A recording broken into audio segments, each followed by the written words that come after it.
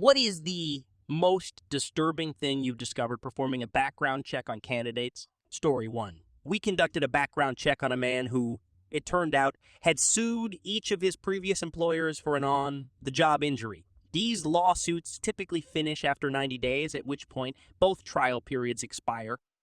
He was employed by someone else, not me, and I forewarned them that the background investigation revealed he would attempt to be heard on the job and sue them after 90 days. They took it to heart, and on the 92nd day, he arrived at work with a lawyer complaining that his monitor was causing him headaches, the lights above his cubicle were hurting his eyes, and his office chair had damaged his back. In response, the business offered him an ergonomic keyboard, a monitor filter, and unique tiny space where the lighting were better, and an ergonomic chair. They were ready with their own attorneys. Then they announced that they would be calling his old employers, many of whom he had sued, and informing them that he was no longer allowed to work. After he stopped whining, he was fired. The next wave of layoffs. Well, if you know me, you know I'm all for holding bad businesses accountable for exploiting their employees. Yet, this person got what he deserved if he entered with the express intention of attempting to con his employer. Story 2. Not me, my mother. She formerly worked with Prisons Canada, reviewing the food plans and assisting prisoners in learning to cook while incarcerated so that they would be able to find employment after their release. She often doesn't consider what a person did to earn their sentence, but one man's letter piqued her interest. He wrote a lengthy letter describing his qualities as a wonderful worker while seeking to take some cookery lesson. Besides his familial issues, she then researched him out of curiosity. Indeed, the man murdered his children and wife. Family issues. Story 3. My wife conducted a manufacturing job interview with the applicant. The FBI wanted her to appear to have hired him so they could have the man come in and arrest him, so they arrived within 20 minutes of her search, and she continued with the background investigation. I do background checks to prevent a shooting in the parking lot, she retorted. That afternoon, the FBI detained that individual, the location he listed on his application. The only thing the FBI could tell my wife about the man was that he was exceedingly dangerous and wanted in a closed-door case. Story 4. As I checked one guy's history, I discovered that he had lied about every single job he had had. Going back one job, he claimed to have been the manager of a closed-down shoe shop. It was impossible for me to confirm since the shoe shop closed. Later, he claimed that he served as a communication specialist for 4 years in the military, but I discovered that he had served for just 3 months in the Army before receiving an honorable discharge for failing to complete boot camp. Prior to that, he had said that he oversaw the nighttime shift at a chicken processing business. It turns out that he was just a janitor for a short time since he was let go for poor work performance. Prior to that, he claimed to be a hotel manager, but it came out that his mother was the night manager and had been sacked for repeatedly bringing her child to work. The applicant most likely lied about his age and had to be much younger than he claimed to be. I attempted to calculate whether anything in the background check was correct. He claimed to be in his late 20s, but I'd wager that he was no more than 20 or 21. Story 5. Not me, my mother. She formerly worked with Prisons Canada, reviewing the food plans and assisting prisoners in learning to cook while incarcerated so that they would be able to find employment after their release. She often doesn't consider what a person did to earn their sentence, but one man's letter piqued her interest. He wrote a lengthy letter describing his qualities as a wonderful worker while seeking to take some cookery lessons. Besides his familial issues, she then researched him out of curiosity. Indeed, the man murdered his children and wife. Family issues, from the least to the most insane. One candidate is transparent about having already been detained for little thefts years ago. We understand. Some individuals err. We are able to ignore the past. When the candidate comes for the interview, they sign a permission form allowing us to do a background check while they are there. The findings are returned immediately after the applicant departs, and we discovered that they were arrested for grand theft 2 months earlier and have been charged with theft-related offenses around twice a year for the last 10 years. 2 candidates who weren't hired phone ahead of time to indicate they would be late because of automobile problems. Well, I transfer them to a later time period in the day that I have available. Without any additional communication, their scheduled interview time passes. I thus expect that they won't appear. The receptionist stops me as I turn to leave that afternoon and inquires, "Hey, we're first name, last name going to interview today." "Yeah." "Why?" "They were just detained for stealing a vehicle with a little child inside. Evidently, the applicant planned to steal a vehicle to go to the interview. 3 more details. Initially, we just conducted a statewide check, but after 30 days, we were subject to a nationwide check. Hence, this candidate appears. Excellent interview, spotless state record, etc. These are excellent employees that we recruit, train, and then deploy. After 30 days, we do a national background check and discover 3 hits, including 4 current murder/may slaughter. We make a police call. We never heard from the employee again, and they never showed up, okay? How those state and federal checks are conducted and arranged is beyond my comprehension. So how is it that the state lacks access to the fact that there is a national warrant out for a murderer? That the state doesn't pay any attention to our business simply because it didn't occur there? He is pure. There must be a good explanation, but I'll be darned if I can come up with one. Story 6. Not me, my mother. She formerly worked with Prisons Canada, reviewing the food plans and assisting prisoners in learning to cook while incarcerated so that they would be able to find employment after their release. She often doesn't consider what a person did to earn their sentence, but one man's letter piqued her interest. He wrote a lengthy letter describing his qualities as a wonderful worker while seeking to take some cookery lesson, besides his familial issues. She then researched him out of curiosity. Indeed, the man murdered his children and wife. Family issues. When I contacted an applicant's reference, his prior employer informed me that I was not permitted to remark on the performance of former employees. Only their beginning and ending dates are known. Why don't you, however, inquire about the weather? "Well, how's the weather over there?" I asked. He said, "The clouds are incredibly stupid and are just drifting around the sky." He truly did say that, but I subsequently learned that he had lifted the quotation from a Dilbert comic strip. Story 7. Was a former banker. Every employee had their credit bureau reports performed in addition to a state and federal background check. No one was ever permitted to join the team until their background check was fully cleared, and that usually took at least 3 business days, perhaps even a full week. While I was in charge of that branch, we employed a new teller and gave him a quick start, which was against the rule. They had been seriously understaffed for some time. He had spent a few days there. No issues. I received a call from Human Resources on a Friday just after closure. The new teller was criminal rubbish that you shouldn't employ. I was a little curious, so I inquired as to what he had been found guilty of. When I phoned the branch manager, the person who recruited him, she became extremely timid and admitted in whispers that she had broken the law. Let him to go to work now, that he was assisting her in securing the branch there and then. Moreover, there were only 2 of them. Remember that the manager was a late 20s lady who was quite pretty small and perhaps 110. I subsequently discovered that the teller was around my age and had the physique of a professional linebacker. She remained on the phone with me out of fear while I phoned corporate security on the other line. They arrived promptly, guided her to her vehicle, and led the man out the door. I have no clue what happened to him, but high management was furious when I had to write her up. I'm sorry. That individual shouldn't be left alone with someone like that, even if our existing jail systems were effective at true rehabilitation. I'm pleased nothing occurred and the manager was unharmed. Nonetheless, such background checks sometimes serve a purpose.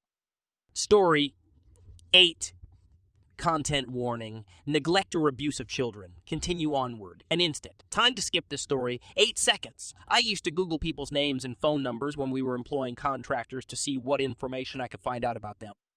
One of the applicants was just sentenced to a few years in prison for harming the welfare of a kid. According to the Post, the police arrived at his and his girlfriend's house to serve a warrant. They discovered the house to be swimming in raw sewage as soon as they got inside. There were filthy needles all throughout the place. As they went to the rear bedroom, they saw 2 little children sitting nude on decaying beds among raw sewage. Reading made me feel physically nauseous. We obviously did not employ him.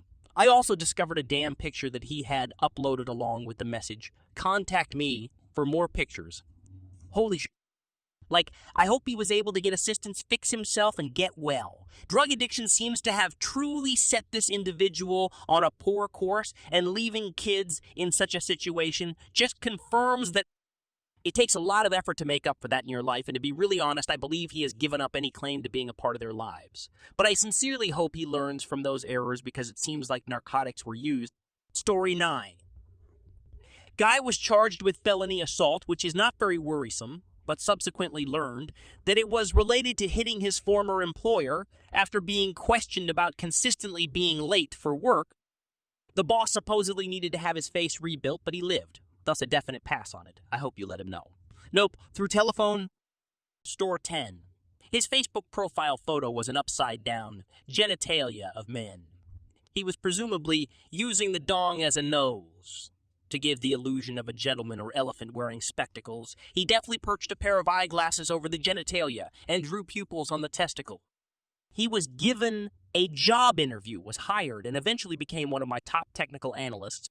Story 11. Drugs not of human origin were found in the applicant's test. Some individuals train their dog to support them and be supportive of their engagement. I tell you what, don't offer your pets any marijuana, please. Anxiety could set in. And to be really honest, you just don't know the dosages for them. The inability to consent, so refrain. And second, the era of the sea Nazis. You come off as a true narc. I am joking. You must be doing good. Story 12. I formerly worked for a business that performed credit checks and key background checks for financial institutions. Here are some of the most noteworthy events. A woman's prior employer's phone number was for a mental institution in her own country, not an office, as she stated. A guy seeking for a very high position with an unreported directorship in a company bankruptcy was not a smart idea. A lady who was let go from many jobs after showing up intoxicated. Story 13. I also conducted interviews with a number of senior C students. Became software development interns at the business where I managed software development. The idea was to employ interns for 20 hours a week, evaluate how skilled they were, and then hire some of them. After roughly 4 to 5 months, they graduated almost all of them. In the end, I hired 8 interns. 5 or 6 of them were women. After graduation, we ultimately made the switch to full-time. One of the men I spoke with was approximately 26 years old, whilst the others were between 21 and 23.